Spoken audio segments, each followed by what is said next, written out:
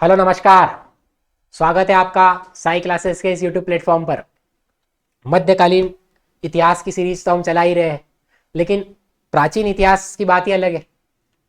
प्राचीन इतिहास की जब भी मैं बात कर रहा हूँ तो अभी तो हमने उसके कुछ मतलब कह सकते हो सोर्सेस ही पढ़े हुए। अब हम नए सिरे से जो बात कर रहे हैं, जहाँ पर हम पाषाण काल की बात कर रहे हैं, स्टोन एज की बात करी हमने। अब हम जो बात करने जा रहे हैं, जिसमें हमने लास्ट लेक्चर में हमने पूरा पाषाण काल की बात करी थी, अब हम बात करेंगे आज मध्य पाषाण काल की। क्या है मध्य पाषाण काल में, क्या चेंजेस आए, कौन से एरिया नए डिस्कवर हुए और कौन से ऐसी साइट्स है। तो मेरा नाम है ऋषभ गुप्ता।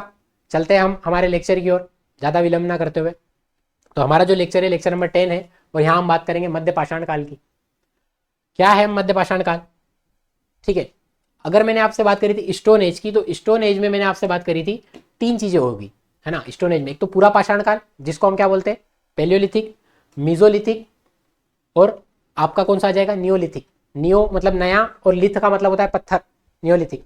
तो ये तीन कैटेगरी में इसको हमने बांटा है। ठीक है, पाषाण काल को हमने तीन कैटेगरी में बांट रखा है, तीन इसके अलग अलग फेजेस है। उसके बाद अगर हम बात करें तो हमको जब भी पढ़ना हो पाषाण काल तो तीन चीजें हमेशा याद रखनी है। एक तो उस समय के हथियार किसके बने हुए थे, उस समय की इंपॉर्टेंट साइट्स कौन सी है, और कुछ क्या विशेषता निकल कर आती है। क्लियर है? अब मैं अगर बात करूं पूरा पाषाण काल में, हमने जो लास्ट लेक्चर में बात करी थी कि रॉबर्ट रॉबर्ट ब्रूस फुट नामक एक व्यक्ति था, जिसने क्या करा था, क्लीवर मतलब हस्त कुठार की खोज करी थी। कहाँ से निकाला था उसने? मद्रास के पल्लवरों नामक स्थान पर। और भारतीय पुरातात्विक इतिहास का इनको क्या बोला जाता है, पुरातत्व का पिता बोला जाता है, father of Indian pre historic. Father of archaeological survey of India कौन है? अलेक्जेंडर कनिंगम है। लेकिन रॉबर्ट ब्रूस फुट कौन है? Father of Indian pre historic archaeology. और एक और व्यक्ति था विलियम किंग, जिसने अति परक्कम नामक से दो सुंदर कुलाड़ियां निकाली थी, हेडेक्स जिसको बोला। दो व्यक्तियों के नाम याद रखना, रॉबर्ट ब्रूस फुट और विलियम किंग का। ये तो बात हो रही है पूरा पाषाण काल की। फिर मैंने आपको कुछ डिफरेंस बताए थे कि पेबुल क्या होता है, चापर क्या होता है, चोपिंग क्या होता है। ठीक है, पेबुल क्या होता है, एक पेपर वेट की तरह दिखता है। अगर मैं इसका एक फलक निकाल दूंगा, मतलब ऊपर का हिस्सा निकाल दूंगा, तो क्या आ जाएगा, चापर। और अगर दोनों फलक निकाल दूंगा, मतलब दोनों धारियां बना दूंगा, दोनों ऊपर नीचे दोनों तरफ, तो वो क्या हो जाएगा, आपका चोपिंग हो जाएगा। ठीक है, ये बात मैं आपसे लास्ट लेक्चर में कर चुका हूँ, है ना। बढ़ते आगे। अब हम बात कर रहे हैं जैसे और भी देख लीजिए क्या देख बात हुई थी कि मानव क्या था, आखेटक था, खाद्य संग्राहक था, और कौन सी इंपॉर्टेंट साइट थी। मैं भी पूरा पाषाण की बात कर रहा हूँ, एक रिवीजन पर्पज से बात कर रहे हैं, है ना। सोहन नदी घाटी, नदी के किनारे ही रहता था, क्योंकि पानी वगैरह उपलब्ध हो जाए और जानवरों से भी बच जाएगा। बेलन नदी घाटी, नर्मदा नदी घाटी, और भोपाल की भीमबेटिका। ठीक है, भोपाल की भीमबेटिका नहीं, भोपाल के पास भीमबेटिका, है ना। या तो गुफाओं में रहता था, तो नदी घाटी के पास में रहता था, गुफाएं जो होती थी नदी घाटी के वहीं होती थी। ठीक है, समझना इस बात को। तो अब मैं अगर बात करूं आपसे पूरा पाषाण काल की, अभी बात करूं तो उसमें हमने तीन कैटेगरी देखी थी लास्ट लेक्चर में, निम्न, मध्य और उच्च पूरा। तो ये ध्यान रखना, ये मध्य पूरा पाषाण काल है। और आज जो हम बात करने वाले, किसके बारे में बात करने वाले, मध्य पाषाण काल के बारे में। ये अंतर है ना, मध्य पाषाण जिसको हम क्या बोल सकते हैं, मीजोलिथिक बोल सकते हैं। ठीक है, मीजोलिथिक, मीजो का मतलब होता है मध्य, और ये मध्य पाषाण नहीं है, मध्य पूरा पाषाण काल। ठीक है, लोअर, मिडिल और अपर ऐसे बोलते हैं इसको। तो अब हम चलते हैं हमारे मध्य पाषाण काल की ओर, देखते हैं क्या है। मध्य पाषाण काल का जो टाइम पीरियड है, 10,000 से लेके 4,000 BC तक का टाइम पीरियड है। हर किताबों में आपको अलग अलग मिलेगा, कोई इसके ऊपर मतलब शोध करने की जरूरत नहीं आपको कि कब का टाइम पीरियड है। हाँ, एक अप्रोक्सीमेट आपको पता होना चाहिए कि इससे टाइम पीरियड की बात हो रही है। मध्य पाषाण जो शब्द लिया गया था वो यूज करा था, किसने यूज करा था, होडर माइकल वेस्ट्रप ने इस वर्ड का यूज करा था, है ना। ये बात ध्यान रखना। और इसकी जो खोज हुई थी विंध्य क्षेत्र में, रीवा के मोरहाना पहाड़ से। किसने करी थी? CSCL कार्लाइल ने। रॉबर्ट ब्रूसफुट पूरा पाषाण, CL कार्लाइल क्या याद रखना, मध्य पाषाण काल। कहाँ खोज करी थी? विंध्य क्षेत्र। कौन सा पहाड़? मोरहाना पहाड़। ठीक है, कब? 1867 में। ये इंपॉर्टेंट है ना। जैसे पूरा पाषाण काल की बात आएगी तो रॉबर्ट ब्रूसफुट का नाम आएगा, और मध्य पाषाण की बात आएगी तो कार्लाइल का नाम आएगा। और ये कौन सा युग है? होलोसिन युग है। होलोसिन युग मतलब क्या है? बर्फ पिघलने लगी, है ना। बर्फ पिघलने लगी मतलब ऐसा कि पहले जो था हिमयुग था, हिमयुग से बर्फ पिघलने लगी और मानव बाहर आया। ठीक है, बर्फ में से बाहर नहीं आया, मतलब गुफाओं से बाहर आया। फिर देखते हैं हम, अच्छा उपकरण की बात करते हैं। मैंने आपको बताया ना, पहले विशेषताएं देख लो क्या क्या है, और फिर उसके बाद याद रखो उपकरण। ठीक है, उपकरण मतलब औजार, क्या औजार यूज करता था वो? छोटे औजार, अपेक्षाकृत कैसे औजार करता था? छोटे औजार। ठीक है, इस काल में, जिसको हम लघु पाषाण उपकरण बोलते हैं। और लघु पाषाण को क्या बोला? माइक्रोलिथ। माइक्रोलिथ का मतलब होता है माइक्रो, छोटे छोटे औजार। ठीक है, छोटे छोटे मतलब इतने छोटे भी नहीं, बड़े बड़े कुल्हाड़ी वगैरह ऐसे नहीं थे, मतलब एक माइक्रो लेवल पर औजारों का यूज करा था इसने, माइक्रोलिथ बोला गया। क्लियर है बात? प्रमुख उपकरण जो बने होते थे किसके बने होते थे, चेल्सोडोनी के बने होते थे। और जो बनाने की तकनीक थी वो कौन सी थी, फ्लूटिंग तकनीक थी। कई बार पूछा गया फ्लूटिंग तकनीक क्या है, फ्लूटिंग टेक्नोलॉजी क्या है मध्य पाषाण काल की। ठीक है, फ्लूटिंग टेक्निक को याद रखना। फिर चलते आगे, और इंपॉर्टेंट चीज क्या देख लेते हैं। इस समय मानव क्या था भाई, आखेटक और पशुपालक था। आखेटक का मतलब होता है शिकार करना, और पशु को पालने लग गया था, मतलब उसको पशुओं की अहमियत समझ में आ गई थी। यहाँ पर लकड़ी की डोंगी कैनोन का साक्ष्य भी मिला है ना। लकड़ी की एक तरीके समझ लो ऐसी बैलगाड़ी टाइप की कुछ थी, उसका निर्माण भी इसी समय हुआ था। कुत्ते को पालतू बनाया था भाई, पशुपालक हो गया तो किसको पालतू बनाएगा, कुत्ते को पालतू बनाया इस समय उसने। ठीक है, अब जो इंपॉर्टेंट चीज आती है वो आती है इसके स्थलों, कौन कौन से इसके इंपॉर्टेंट स्थल है। ठीक है, ये देखना है। अब मैंने जो नाम लिख दिए, जरूरी नहीं आपको सब याद करना। अगर आप किसी छोटी मोटी एग्जाम की तैयारी कर रहे हो तो वहाँ ये नाम ज़्यादा जरूरत नहीं है आपको, लेकिन आप यूजीसी नेट या फिर यूपीएससी वगैरह की तैयारी कर रहे हो तो वहाँ पर ये नाम इंपॉर्टेंट हो जाते हैं कि कौन सी साइड कहाँ पर है ना। मध्य पाषाण काल की लंगनाज, रतनपुर, कनेवल और लोटेश्वर ये गुजरात में पड़ते हैं। नागार्जुन कोंडा, गिद्दलूर, रेनीगुंटा और ज्वालापुरम ये आपके कहाँ पड़ते हैं, आंध्र प्रदेश में। कर्नाटक में संगनकल्लू बेल्लारी जिले में, और तमिलनाडु में तिन्नेवेली और टेरी समूह, और पश्चिम बंगाल का आपका कौन सा, वीरभानपुर। ये इंपॉर्टेंट कुछ स्थल है मध्य पाषाण काल के, है ना। और भी आगे आएंगे, और भी देख लेते हैं। उत्तर प्रदेश का, उत्तर यहाँ पर इंपॉर्टेंट अभी आगे आएगा कि कौन सी स्थान से क्या क्या चीज मिलती है। उत्तर प्रदेश का मोरहाना पहाड़, बघीखोर, लेखैया, इलाहाबाद जिले में चौपानी मांडो, ठीक है, महरूडी, प्रतापगढ़ में सराय नहर राय, मोस्ट इंपॉर्टेंट है ना, सराय नहर राय, महदा ये भी बहुत इंपॉर्टेंट है, और दमदमा। तीन इंपॉर्टेंट नाम आपको बिल्कुल याद रखने ये तीनों। राजस्थान में जाओगे तो बागोर बहुत मोस्ट इंपॉर्टेंट साइट है ना, मध्य पाषाण काल से संबंधित है। और मध्य प्रदेश में भीमबेटिका और आदमगढ़ दोनों मोस्ट इंपॉर्टेंट साइट्स है। और बिहार में पेसरा, यहाँ से झोपड़ी आई थिंक झोपड़ी के साक्ष्य मिले पहली बार। ठीक है, देखेंगे अभी क्या अंतर है। चलो चलते अगले। अब कुछ साइट्स है उनमें क्या क्या मिला है वो भी देख लेते हैं। बागोर पड़ता कहाँ पर है, भिलवाड़ा जिले में आता है राजस्थान के। यहाँ का उत्खनन करा था वीएन मिश्र नामक व्यक्ति में। कौन सी नदी के किनारे, कोठारी नदी के किनारे। ये थोड़ा सा डिटेलिंग पता होना चाहिए, है ना, पूछते हैं क्योंकि ज्यादातर जो क्वेश्चन ऐसे सिंधु सभ्यता से पूछे जाते हैं, लेकिन हो सकता है मध्य पाषाण, क्योंकि अब खत्म हो चुके सिंधु सभ्यता के क्वेश्चन, तो वो स्टोन एज वगैरह इन पर आएंगे। ठीक है, तो कोठारी नदी के किनारे भारत का सबसे बड़ा मध्य पाषाणकालीन स्थल है, मोस्ट इंपॉर्टेंट साइट है ना। आप समझो इस बात को, हड़प्पा सभ्यता जब हम पढ़ेंगे तो उसमें देखेंगे सबसे बड़ा स्थान राखीगढ़ी है। वैसे ही अगर मैं बात करूं तो कोठारी नदी के किनारे बसा हुआ आपका कौन सा, बागोर भारत का सबसे बड़ा मध्य पाषाणकालीन स्थल है। समझ रहे हो बात को। अब और चलते आगे एंगल की ओर। आदिम संस्कृति का संग्रहालय भी कहा गया इसको, और महासतियों का टीला भी कहा गया बागोर को, है ना। अभी जैसे राजस्थान असिस्टेंट प्रोफेसर का एग्जाम है तो वहां इस तरीके के क्वेश्चन और ज्यादा इंपॉर्टेंट हो जाते हैं। पर्टिकुलर यूपी असिस्टेंट प्रोफेसर है, ठीक है, तो वहां भी इंपॉर्टेंट हो जाते हैं ये चीजें। चलो अब और देख लेते हैं बागोर के बारे में। बागोर से क्या क्या मिला है। एक तो नरकंकाल मिला है, व्यवस्थित अंत्येष्टि के प्रमाण, अंत्येष्टि मतलब वही अंतिम संस्कार, नरकंकाल मिला है वहां पर। इस स्थल से जंगली और पालतू दोनों प्रकार के पशुओं की जली हुई अस्थियां मिली है ना, जंगली जानवर की भी मिली है और किसकी मिली है, आपकी पालतू पशु के भी मिले। वीएन मिश्र ने तो इसका और उत्खनन करा था जब यहाँ से इनको लोहा भी मिला था इस एरिया से। भारत में लोहा कब से आएगा, 1000 बीसी के संबंध में आएगा, अंतरंजी खेड़ा। ठीक है, यहाँ तो हम 10,000 बीसी से 4,000 बीसी में ही, लेकिन कई प्रमाण ऐसे है कि यहाँ पर लोहा भी मिला है। ठीक है, फिर और देख लेते हैं। ये जो पॉइंट है, ये वाला जो पॉइंट है, इसको तो बिल्कुल स्टार लगा लो। क्यों स्टार लगा लो, क्योंकि बागोर और आदमगढ़ दो ऐसे स्थान है, ठीक है, दो ऐसे इंपॉर्टेंट साइट है जहां पर 5000 बीसी, ठीक है, आज से मतलब 5000 साल पहले, मतलब ईसा मसीह के जन्म से भी 5000 साल पहले क्या हुआ था, पशुपालन के साक्ष्य मिलते हैं। मोस्ट इंपॉर्टेंट, मैंने बोला कि पशुपालन करना शुरू कर दिया, तो इस बात का पता लगा है। कहां से पता लगा, एक तो बागोर से और एक आदमगढ़ से। अब इनमें से पुरानी कौन सी है, मुझे यहां तक लगता है कि आदमगढ़ ज्यादा पुरानी है ना, जो होशंगाबाद वाली वो आदमगढ़ ज्यादा पुरानी। एक्चुअल में किताबों में भी यही लिखा हुआ है, लेकिन बागोर भी उतनी ही लगभग पुरानी है, लेकिन आदमगढ़ उससे ज्यादा पुरानी है। तो पशुपालन का जो एविडेंस मिला है वो कहां से मिला, आदमगढ़ और बागोर से। एक बात ध्यान रखना। और आदमगढ़ कहां पड़ता है, आपके नर्मदापुरम, है ना, होशंगाबाद नहीं, नर्मदापुरम आप नाम हो चुका है। तो मध्य प्रदेश के होशंगाबाद में आदमगढ़ नामक स्थान पर। ठीक है, चलो अब देख लेते भाई आदमगढ़ के बारे में क्या है। आरवी जोशी का नाम याद रखना। ठीक है, सन तो मेरे को आई थिंक याद है, सन 1964 में इन्होंने खोज करी थी, किसकी, होशंगाबाद में आदमगढ़ नामक स्थान पे।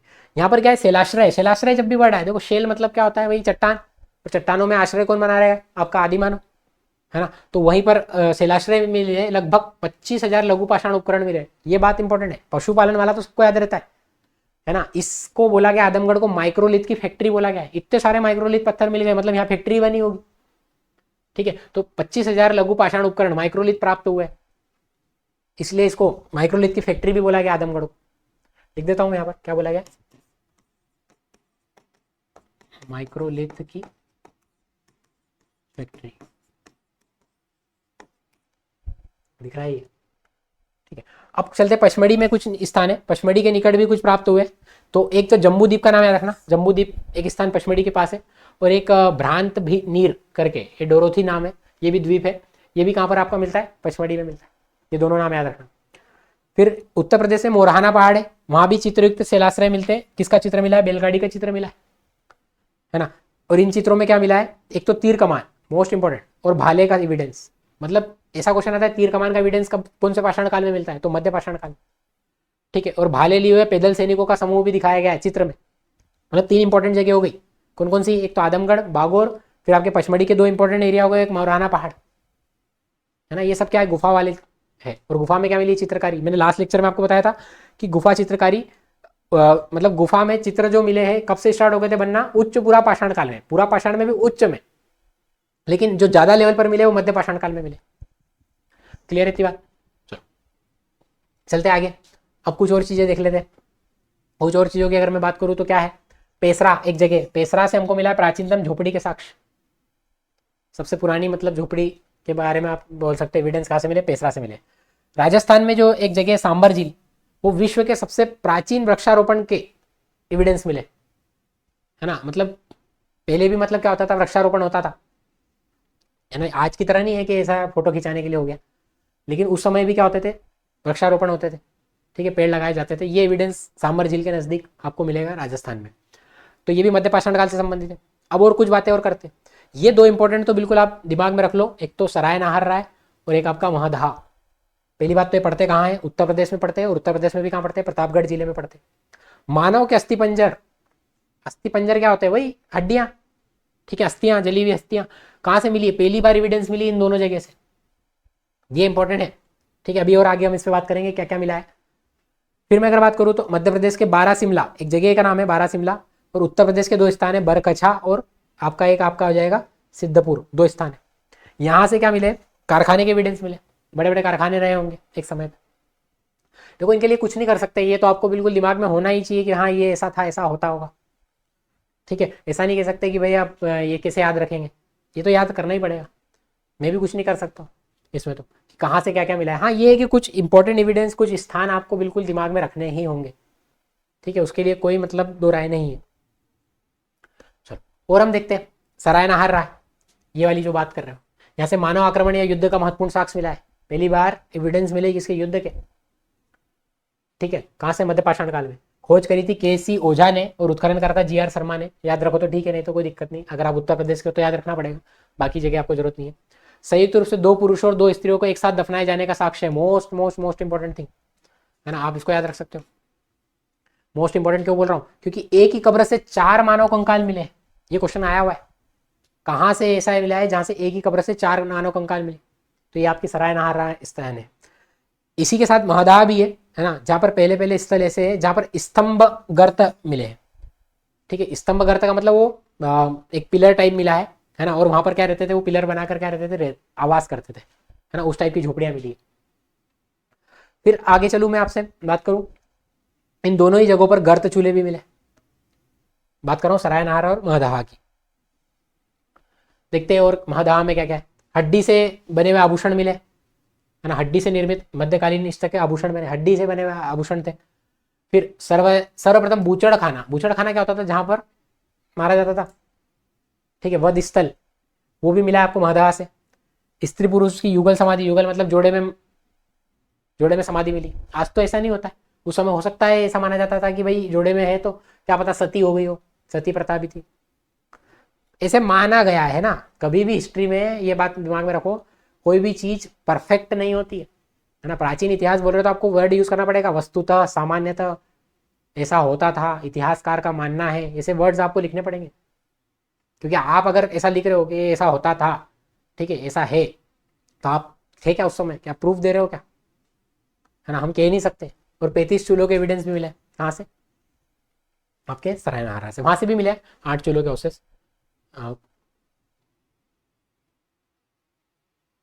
ठीक है, यहाँ पर पॉइंट आया नहीं, यहाँ पर भी 8 चूल्हे मिले। ठीक है, सरायनहारा है। फिर अगर मैं बात करूँ आपसे और कौन से स्थान है, चौपानी मांडो, ये भी एक जगह है ना। चौपानी मांडो कहाँ पर पड़ती है आपकी, उत्तर प्रदेश में इलाहाबाद नामक स्थान पर पड़ती है। विश्व का प्राचीनतम हस्त निर्मित मृदभांड, मृदभांड मतलब क्या होता है, बर्तन होता है, कोई बड़ी बड़ी चीज नहीं है, मृदभांड का मतलब होता है बर्तन, का एविडेंस मिला है आपको चौपानी मांडो से। प्राचीनतम झोपड़ी का सर्वप्रथम साक्ष्य तो पेशरा से मिला है, बिहार से, मैंने आपको बता दिया। लेकिन विस्तृत रूप से झोपड़ी, है ना भाई, एक सामान्य झोपड़ी बनी हुई, लेकिन बड़े लेवल पर जो एविडेंस मिले चौपानी मांडो से मिले। और किसके आकार की बनाई जाती थी झोपड़ियां, मधुमक्खी के छत्ते जैसी बनाई जाती थी। ठीक है, क्लियर है बात। चलो अब अगर मैं बात करूं दमदमा, तीसरा है जो इंपॉर्टेंट जगह, थोड़ी सी साइट्स ज़्यादा है, यूजीसी नेट को ध्यान में रख के बताया जा रहा है ना, बाकी किसी के लिए ज़्यादा इंपॉर्टेंट नहीं है, बस ये इतना पता होना चाहिए कौन से जिले में है या कौन से राज्य में, दूसरे एग्जामों के लिए। दमदमे में अगर बात करूँ तो त्रिमानव समाधि, हाँ ये इस तरीके के क्वेश्चन पूछ लिए जाते हैं। जैसे आपने देखा होगा कि 4 कंकाल कहाँ मिले थे, सरायनहारा में, और 3 कहाँ मिले, है ना, 3D नहीं है, 3 मानव समाधि दमदमा में। हाथी दांत की लटकन मिली है, सर्वाधिक समाधान, हाँ यहाँ से सबसे ज्यादा लाश वगैरह मिली है, 41 मिली है, जबकि लेखैया से सर्वाधिक मानव कंकाल मिले। लाशें नहीं कह सकते अपन, मतलब एक तरीके से कह सकते हो एविडेंस नर कंकाल के मिले। क्लियर है। फिर एक और जगह गुजरात की लंगनाच, HD सांकलिया, इनका नाम तो आपने सुना होगा, है ना। लंगनाच से साक्ष्य एविडेंस मिले। लंगनाच से प्राप्त उपकरण ने भारत में मध्य पाषाण काल के सूक्ष्म पाषाण उपकरण के सर्वोत्तम नमूने, मतलब माइक्रोलिथिक उपकरण यहाँ से मिले। गेंडे का एविडेंस भी मिला है यहाँ से आपको, लंगनाच से। मतलब देखो गुजरात में गेंडा, आज समय में अगर देखा जाए तो गेंडा का एविडेंस आपको असम में मिलेगा, एक सिंग वाला गेंडा। कितनी ज्योग्राफी या टोपोलॉजी कितनी बदली है, इससे पता चलता है। लंगनाच शुष्क क्षेत्र में खोजा गया पहला स्थल था, इंपॉर्टेंट है। शुष्क क्षेत्र मतलब ये आपका, ये कह सकते हो ये कच्छ के रण वाला ये क्षेत्र है ना, ड्राई वाला। चलो आखिर देखते हो क्या चीज है, भीमबेटिका। ये आप बोलोगे भीमबेटिका तो पहले भी था, भाई भीमबेटिका के बारे में मैंने लास्ट लेक्चर में भी बात करी थी। अरे भीमबेटिका पूरा पाषाण, मध्य पाषाण, उच्च पाषाण सब दूर आएगा, लास्ट में नव पाषाण में भी आएगा। तो भीमबेटिका एक इंपॉर्टेंट जगह है ना, क्योंकि उनके रहने का स्थान था ये, मेन पॉइंट कह सकते हो, सेंटर पॉइंट, उनकी राजधानी कह सकते हो। आदिमानव की राजधानी क्या थी तो कहते हैं भीमबेटिका, है ना। क्यों, क्योंकि देखो हर समय का एविडेंस मिला है। 1958 कौन, VS वाकड़कर, ये नाम तो इंपॉर्टेंट है सर, हर बार पूछ लेती है PSC तो उठा के। VS वाकड़कर, भीमबेटिका कब खोज करी, 1958 में। क्या मिलता है यहाँ पर, गुफा चित्रकला। गुफा चित्रकला की शुरुआत कब हो गई थी बताओ, ये भी बताया मैंने, उच्च पूरा पाषाण काल में हो गई थी। लेकिन भीमबेटिका में सर्वाधिक संख्या में जो चित्र मिले वो मध्य पाषाण काल के मिले। लेयर बाय लेयर पेंटिंग्स मिली किसमें, भीमबेटिका में, है ना। एक पेंटिंग तो एक पेंटिंग के ऊपर जैसे मान लो ये दूसरा मैंने कलर ले लिया और दूसरी पेंटिंग कर दी, ठीक है, फिर और तीसरा कलर ले लिया मैंने और ये मान लो तीसरी पेंटिंग कर दी। तो लेयर्स ऑफ पेंटिंग मिली है कहाँ पर, आपकी भीमबेटिका में। ये इस तरीके की पेंटिंग नहीं मिली है जैसे मैंने है ना, अच्छी मिली इससे तो भीमबेटिका में आपको लेयर बाय लेयर पेंटिंग मिलती है, लेकिन मध्य पाषाण काल में सबसे ज्यादा मिली। शिकार करते हो मानव, किस तरीके की पेंटिंग है भाई, शिकार कर रहा है मानव, एक तो ये ध्यान रखना, ठीक है, शिकार करते हुए। फिर नृत्य करते हुए मानव, और गेंडे का शिकार करते हुए, है ना, डांस वगैरह करते हुए, जो वो देख रहा है वही करेगा। देखो सीधा सा समझो, एक कमरे में आपको अगर बंद कर दिया जाए, है ना, और उस कमरे में कोई टेक्नोलॉजी, आज के समय की कोई टेक्नोलॉजी उपलब्ध नहीं है, सिर्फ आपको एक कमरे में बंद कर दिया और मान लो गुफा टाइप है, यहाँ पर कुछ पत्थर है, तो आप करोगे क्या, ठीक है, आप उस कमरे में हो गए तो आपको उस बंद कमरे में करोगे क्या, आप पत्थर से कहीं ना कहीं चित्रकारी ही करोगे, क्योंकि आपका टाइम पास का कोई साधन नहीं है, आप रील स्क्रॉल नहीं कर सकते हो, आपके पास मोबाइल नहीं दिया गया है, तो आप उस समय में करोगे क्या, उस दिमाग में जो आपके रहेगा, ठीक है, जो बाहर आप देख कर आए हो उसी का चित्र आप किस पे बनाओगे, दीवार पर उकेर दो।